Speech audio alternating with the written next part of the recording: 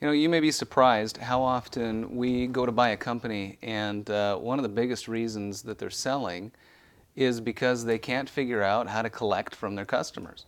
Oftentimes, they'll have tens of thousands of dollars in outstanding invoices for work they've done that they haven't been paid for, and now they're selling their company, and then, of course, we go to work trying to collect on those outstanding invoices, and so oftentimes companies, and that's when they know about the money that they're owed. I've been surprised how often we get into companies and they don't even realize that they're owed tens of thousands of dollars. And so I want to help small business owners avoid getting put in that same situation. We're closing a roofing company right now because we had our longest standing and best customer was an apartment complex that was sold to outside investors, and they have much different practices for paying their bills than we are accustomed to, and it put our roofing company in a position where we just can't continue. And so it's been a really difficult situation. So how to collect has been an extremely difficult and ongoing process in all the companies that we've bought, in almost all the companies that we've ever looked at. And that's certainly one of our biggest items in due diligence, is figuring out the accounts receivable situation and how the cash flow in the company works. I think the flip side of that is when you're the one not paying the bill.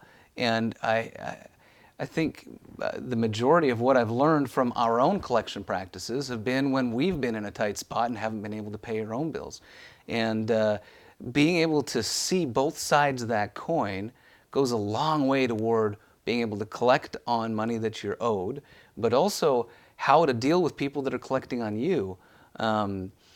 How to properly negotiate with creditors to bring your balance down, or to buy you enough time so that you can keep the company open and everybody gets what they really want, which is to be paid.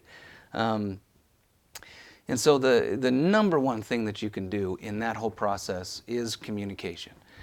Communicating with your customers on an ongoing basis so you have a relationship, but also communicating with your creditors, and that includes your investors, on an ongoing basis. That is the single most important element in being able to maintain the proper cash flow in your company. And this is the first time I've ever heard in any business where they say the relationship is the key to survival. They'll tell you proper accounting is the key to survival, or good policies is the key to survival. And I'll agree, that's all great as long as it leads to a strong and ongoing, consistent relationship. And so I want to talk to you about how to have those conversations. They're difficult to have, and how to maintain those relationships during difficult times. I think that there's a lot that we can learn from one another in how to collect and also how to negotiate with your creditors.